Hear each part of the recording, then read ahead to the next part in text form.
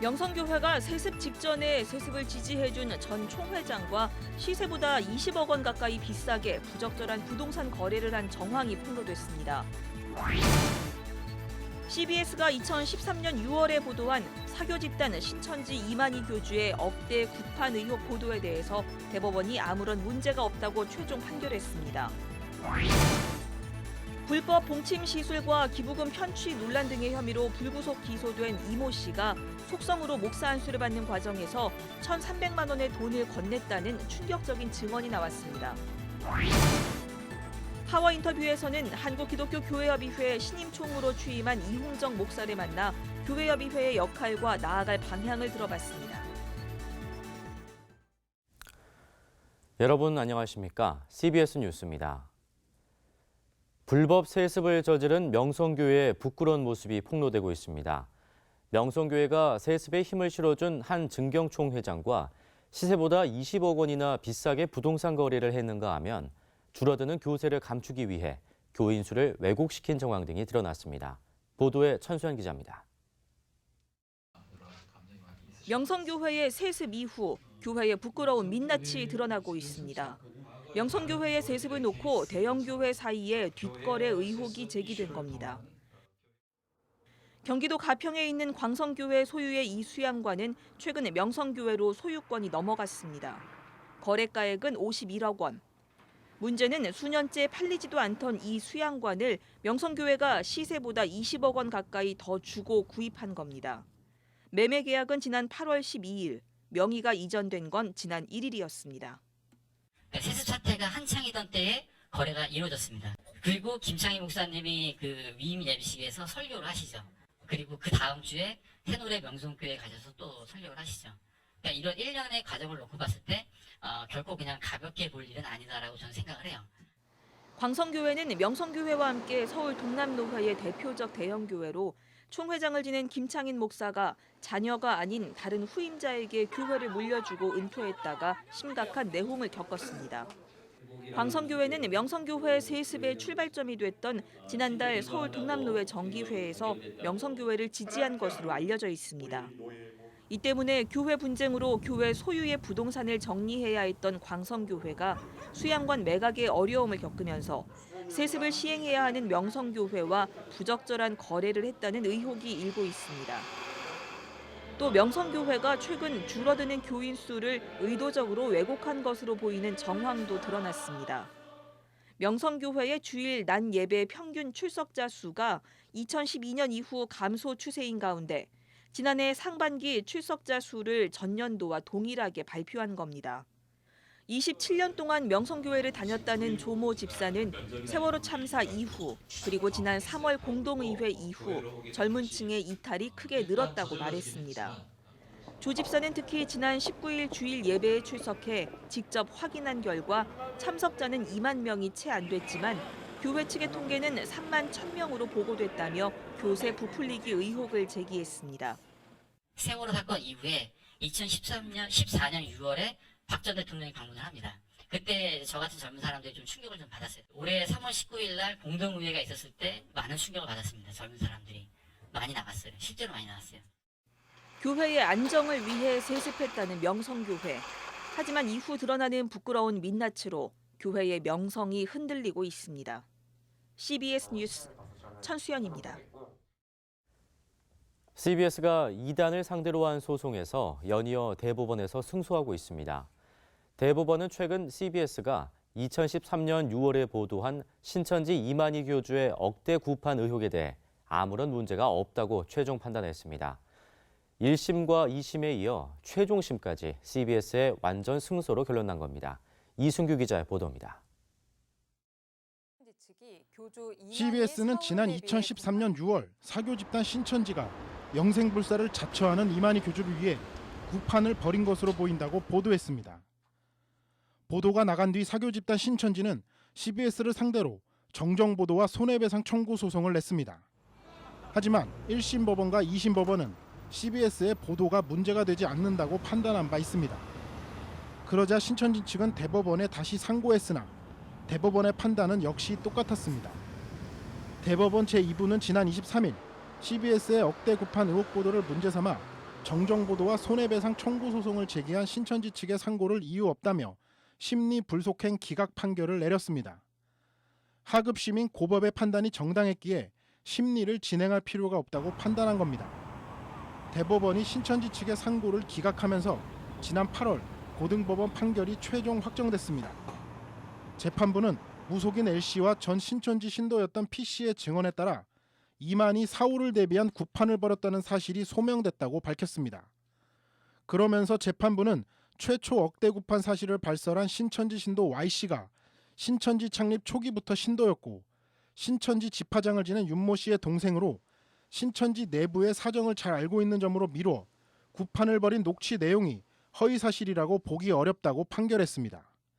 또 Y씨가 죽은 윤모 집화장을 위한 천도제를 지내면서 무속인으로부터 신천지 실력자 김남희와 이만희의 아내 유천순이 이만희를 위한 구술했다는 이야기를 들었다는 것이어서 녹취 내용의 진술을 믿을 만하다고 봤습니다. 재판부는 법정 증언에 나선 무속인 L씨의 진술 역시 신천지가 구판을 벌인 사실을 뒷받침하고 있다고 봤습니다. 재판부는 신천지 측의 손해배상 청구에 대해서도 이유 없다고 일축했습니다. 재판부는 CBS의 보도는 공공의 이익을 위한 보도를 할 수 있고 이 사건의 녹취록 내용, 무속인들의 진술 등을 볼 때 진실이라고 믿을 상당한 이유가 있다고 판결했습니다. 더불어 종교적 목적을 위한 언론의 자유는 다른 일반적인 언론의 자유에 비해 고도의 보장을 받아야 한다고 강조했습니다. CBS 뉴스 이승규입니다.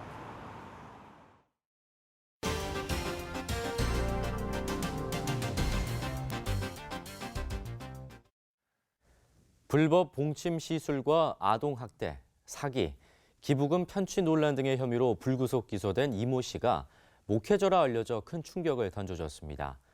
그런데 이모 목사가 속성으로 목사 안수를 받는 과정에서 1,300만 원의 돈을 건넸다는 충격적인 증언이 나왔습니다. 또 목사 안수를 준 해당 교단은 교단법에도 없는 선교 목사 임직을 준 것으로 확인돼 의혹이 커지고 있습니다. 자세한 내용을 송주혜 기자가 전합니다. 전북 지역에서 장애인의 엄마로 알려진 이 씨가 허위 경력 논란에 이어 목사직까지 금품으로 매수했다는 의혹까지 받게 됐습니다. 이모 목사와 함께 일했던 A 씨는 이 목사가 센터 직원들이 있을 때 1,300만 원을 주고 목사직을 받았다고 말했었다고 폭로했습니다. 1,300만 원이라고 저희한테 정확히 말을 했었어요. 구두로 저희가 쫙 앉아있는 상태에서 내가 1,300만 원 기부를 했다. 그리고 그 교단에서 나한테 사단법인 5억짜리를 주기로 했다. 나는 그래서 사단법인이 또 하나 생긴다. 종교법인이. 그 얘기까지 저희들한테 했었어요. 한국의 마더 테레사라는 별명까지 얻을 정도로 독실한 천주교 신자였던 이 씨는 지난해 4월 대전에 위치한 C교단 총회 소속 노회에서 목사 안수를 받았습니다. 이 씨는 이곳에서 2015학년도 한 해 동안 2학기 30학점만 이수하고 교단법에도 명시되지 않은 선교 목사 임직을 받은 것으로 확인됐습니다. C교단 총회 관계자는 교육부가 인정한 신학과정을 이수했다고 판단해 이 씨를 입학시켰고 편목 형식으로 전체 6학기 중 2학기 수업만 이수하도록 했다고 해명했습니다. 목사 안수 속성 과정을 실토한 겁니다. 본인이 이제 선교 그 장례하는데 목적이라기 때문에 활동할 이유도 없고 내가 이제 한번 선한 뜻을 가지고 복음을 유익되게 한다고 하니까 가족들에게 목사가 해주면은 의료를 많이 받더라는 거예요, 가족들이. 그래서 이제 해주는 뿐인데 이렇게 일이 터질 줄은 나 얼마나 후회했는지 몰라요. 또 이 씨가 목사직을 돈으로 매수했다는 의혹에 대해서도 완강히 부인했습니다. 교단 헌법에 명시되지 않은 선교 목사 안수를 실시한 것에 대해서도 선교사 개념으로 목사 안수를 준 것이 선교 목사라고 해명했습니다. C교단 총회는 이 씨가 봉침 불법 시술과 기부금 편취, 아동학대 등의 혐의로 불구속 기소되자 지난달 정기노회에서 제명했습니다. 이 목사의 독특한 종교 이력은 또 있습니다. 이 씨는 전주에서 유명한 역술인 B 씨를 수양 어머니처럼 따르며 점을 쳐온 것으로 알려졌습니다. 중요한 그 순간순간이 있을 거 아니에요. 그 연령에 따라서. 그러면 뭐 43세는 네가 어떻고 네가 46세 되면 다 풀려서 네가 보건부 복지부 장관까지도 갈 수 있는 인물이다. 저희가 다 같이 갔을 때도 그런 얘기를 했고 취재진은 이 목사의 해명을 듣기 위해 이 씨가 대표로 있는 장애인 단체를 찾았습니다. 네, 안녕하세요. 저 CBS에서 왔는데요. 이민주 목사님 계십니까? 없는데요? 안 계세요. 지금 그 병원에 계신다고? 어느 병원에요? 혹시 이번에 그 검찰 수사 받으시면서 좀 그 스트레스로 병원에 입원해 계신 거예요? 확인 결과 인터폰 통화자가 이 목사란 사실이 밝혀졌고 이 씨는 언론 인터뷰를 피하기 위해 병원에 입원했다고 거짓말한 것으로 드러났습니다. CBS 뉴스 송결입니다.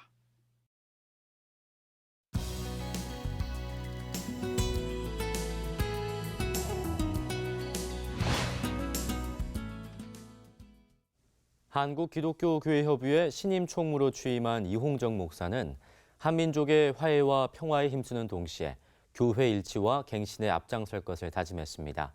권영률 기자가 만났습니다. 총무님 취임 축하드립니다. 감사합니다. 네. 엄중한 시기에 NC 총무를 하는 큰 짐을 지셨습니다. 소감부터 한 말씀 해주시겠습니까? 네.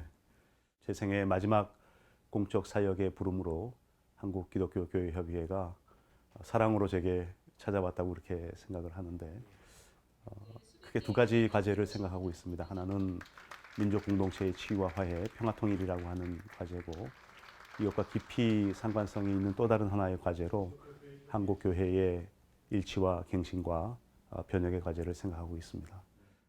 지금 한반도 긴장이 아주 고조되고 있는 위험스러운 상황이지 않습니까?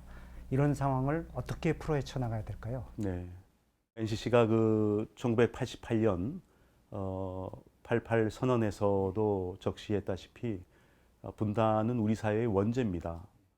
작금의 평화는 총구에서 나온다라고 하는 이런 군사 경제적 신념들이 결국은 충돌하면서 벼랑 끝 상황 속으로 우리 한반도를 몰아가고 있는데 저는 이런 부분에 대해서 한국교회가 깊은 각성을 갖고 평화의 왕으로 오신 예수의 복음을 다시 한번 이 시대에 증언해야 된다고 생각을 합니다.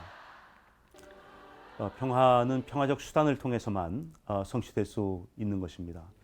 그렇기 때문에 한반도를 둘러싼 모든 반평화적인 행위들은 즉각적으로 중단되어야 되고 모든 반평화적인 조치들은 철회되어야 된다고 생각합니다. 이 시대야말로 우리가 긴급하게 평화체제로의 전환에 집중해야 될 때라고 생각을 하고 특별히 남과 북이 이 분단의 문화를 극복하고 이 평화의 문화를 만들어 나가기 위해서 이 뼈아픈 각고의 노력을 해야 된다고 그렇게 생각하고 있습니다. 평화를 위한 그리스도인들의 기도와 노력이 필요한 시점이라는 생각이 드는데요. 지금 대림절 촛불기도회를 세계교회와 함께 준비하고 계시다고요? 네, 지난 한 2개월 사이를 두고 WCC의 주요 지도자들과 3차례 정도의 만남을 가지면서 나누었던 생각인데요. 이 한반도의 위기 상황을 근거로 해서 이 세계의 기독교인들이 다시 한번 이 평화 의식을 각성하고 이 시대를 향해서 평화의 복음을 증언해야 되겠다라는 생각을 갖게 됐고 그것을 우리가 평화의 왕으로 오신 예수 그리스도를 우리 안에 모시는 이 대림절 기간 동안에 진행했으면 좋겠다라는 생각을 가지고 있습니다. 12월 첫째 주간에 광화문 광장에서 1년의 촛불 평화 기도회 행사를 진행할 예정인데 우리 한국교회에 계시는 모든 그리스도인들이 이 대림절 기간 동안에 마음의 촛불을 밝히면서 평화를 염원해 주시면 진심으로 감사하겠습니다. 지금 우리 사회가 개혁이 아주 큰 과제로 여러 방면에서 개혁이 논의되고 추진되고 있는데요. 사회개혁도 사회개혁이지만 교회개혁이 더 시급한 거 아니냐 이런 지적도 많습니다. 우리가 이 값싼 은총에 탐닉한 나머지 결과적으로 돈과 권력과 명예를 쫓는 이 만몬을 섬기고 있지 않는가라고 하는 생각을 하게 됩니다. 교회 공동체라고 하는 이 공적 시공이 특정 집단들에 의해서 사유화되고 있는 그런 풍토 속에도 이런 모습은 적나라하게 드러난다고 그렇게 생각을 하고 심지어는 이 교권 정치의 강화가 금권 선거로 이어지고 돈으로 신앙의 양심을 사고 파는 그런 행위까지를 저희들이 서스름 없이 진행하고 있고 이런 교권 정치 문화가 우리 기독교의 저변에 만연돼 있는 것이 지금의 현실이라고 생각을 합니다. 4년 임기 시작하셨는데요. 임기 중 역점을 두고자 하는 사업은 어떤 것들이 있습니까? 네, 이미 말씀드린 대로 두 개의 십자가를 충실하게 지겠습니다. 민족 공동체의 지와 화해, 평화 통일을 위한 십자가, 또 한국교회의 일치와 갱신과 변혁을 위한 십자가를 지겠습니다. 지역교회와의 친교와 연대를 더 강화시켜내고 지역에서부터 이 에큐메니칼 운동의 화려한 꽃이 필 수 있도록 그렇게 노력을 하겠습니다. 특별히 저희들 앞에 이 계기적 사건들을 역사적으로 성찰할 수 있는 시점들이 많이 놓여져 있습니다. 내년 2018년은 88선언 30주년이고 2019년은 3.1절 100주년을 기념하는 때고요. 그다음에 2024년은 한국기독교교회협의회가 창립된 지 100주년을 맞는 해입니다. 많은 그 역사의 여정들이 저희들에게 성찰과 새로운 실천을 요구하고 있는데 이런 것들을 잘 짜여진 에큐메니칼 과정으로 만들어서 종합적으로 열매를 맺는 그런 기획을 시도할 생각이고요. 특별히 한반도 평화를 위해서 이 동북아시아의 공동 안보를 위한 이 평화 시민들의 연대가 절실하게 요청됩니다. 네, 오늘 말씀 감사합니다. 고맙습니다.